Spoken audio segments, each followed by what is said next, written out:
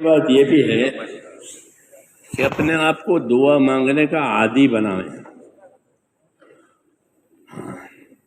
اس لیے کہ دعا یہ اللہ کا اکرام ہے بندوں کے لیے، اور دعائیں جو آسمانوں پر جاتی ہے تو دعاؤں کا اکرام ہوتا ہے کہ اللہ کے بندوں نے اللہ کے سامنے عرضیاں پیش کی ہیں۔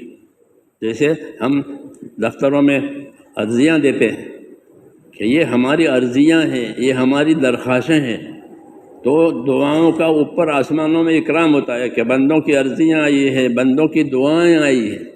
لیس شیء اکرم عند اللہ من الدعاء، کہ اللہ کے درمیان میں دعا سے بڑھ کر کوئی چیز قابل اکرام نہیں ہے کہ نیچے سے ایک بندے نے، ایک خاکی بندے نے اپنے بڑے پروردگار سے درخواست کی ہے۔ تو دعا کا آسمانوں میں اللہ کے دربار میں اکرام ہوتا ہے، اس لیے دعا تو ہر وقت مانگنی چاہیے۔ دعا عبادت بھی ہے، دعا حاجت بھی ہے۔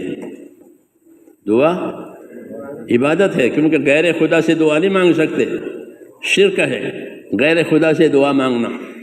دعا صرف اللہ سے مانگی جاتی ہے، عبادت ہے، اور ہماری حاجت بھی ہے۔ جی ہاں، کہ حاجت کا پورا کرنے والا کون ہے؟ کہ اللہ کے سوا کوئی نہیں، سوائے اللہ کے کوئی حاجت پوری کرنے والا نہیں ہے۔ وہی حاجت پیدا کرتا ہے، وہی حاجت پوری کرتا ہے۔ اس لیے نبیوں کے ذریعے سے دعا بھی دی گئی ہے، جیسے دعوت دی گئی ہے، دین دیا گیا ہے، دعائیں بھی دی گئی ہے۔ حضور صلی اللہ علیہ وسلم نے ہم کو بہت دعائیں سکھائی ہے، ان کو سیکھنا چاہیے۔ جو دعائیں حضور صلی اللہ علیہ وسلم کے ہیں وہ قبول ہے۔ جیسے کوئی عرضی سکھاوے کہ ایسی عرضی لکھ کر کے لاؤ، پھر ہم کر لیں گے، تو وہ عرضی قبول ہو جاتی ہے۔ کسی نے سکھائی ہے، ہوتے ہیں نا کوئی عملدار سکھاتا ہے کہ تم ایسی عرضی لکھ کر کے لانا، پھر میں دیکھ لوں گا۔ تو ایسے ہم کو حضور صلی اللہ علیہ وسلم نے دعائیں سکھائی ہے کہ یہ مانگنا، یہ مانگنا، یہ مانگنا، تو وہ جو دعا نبی نے سکھائی وہ رد نہیں ہوگی۔ اس لیے مثلاً دعائیں سیکھنی چاہیے اللہ کے راستے میں نکل کر کے بھی، تاکہ جس وقت کی جو دعا ہے وہ مانگی جائے، تو وہ قبول ہوگی۔ اپنے آپ کو دعا والا بنانا، اس کام کا مقصد بھی یہ کہ دعاؤں کی مقدار بڑھے، عبادت کی مقدار بڑھے، عمل کی مقدار بڑھے، یہ بھی اس کام میں شامل ہے۔ اس لیے دعا صرف اجتماعی دعا پر گزارا نہیں کرنا ہے۔ اجتماعی دعائیں تو انفرادی دعا سکھانے کے لیے ہے کہ جس طرح مل جل کر کے مانگتے ہو، اکیلے کے بھی اللہ سے مانگو، سوتے ہوئے، لیٹے ہوئے، بیٹھے ہوئے، ہر وقت مانگ سکتے ہیں دعا۔ جی ہاں، اور ہر وقت دعا قبول ہوتی ہے، کسی مسلمان کی دعا رد نہیں ہوتی، کیونکہ دعا مانگنے کا حکم دیا ہے۔ تب حکم بھی دے اور رد بھی کرے، ایسا ہو سکتا ہے؟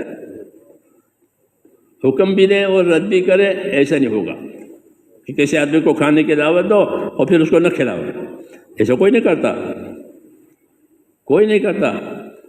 تو اللہ ہم کو دعا مانگنے کا حکم دے اور پھر دعا قبول نہ کرے، کیسا نہیں ہوتا۔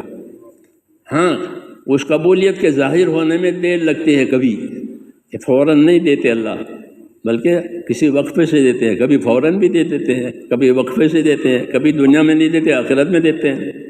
یہ اللہ کی اپنی سنتیں ہیں، اسی کے مطابق کام ہوگا، اسی طرح اللہ نے قبول کرنے کا وعدہ کیا ہے۔ ہماری مرضی کے مطابق دعا قبول کرنے کا وعدہ نہیں ہے، بلکہ ہماری حکمت اور مصلحت کے مطابق دعا قبول کرنے کا وعدہ ہے۔ اس لیے دعا مانگ کر نا امید نہیں ہونا چاہیے کہ میں تو دعا مانگی اور قبول نہیں ہوئی، کہ نہیں، قبول ہو گئی ہے۔ جی ہاں، اور اس کا نتیجہ اپنے وقت پر آنے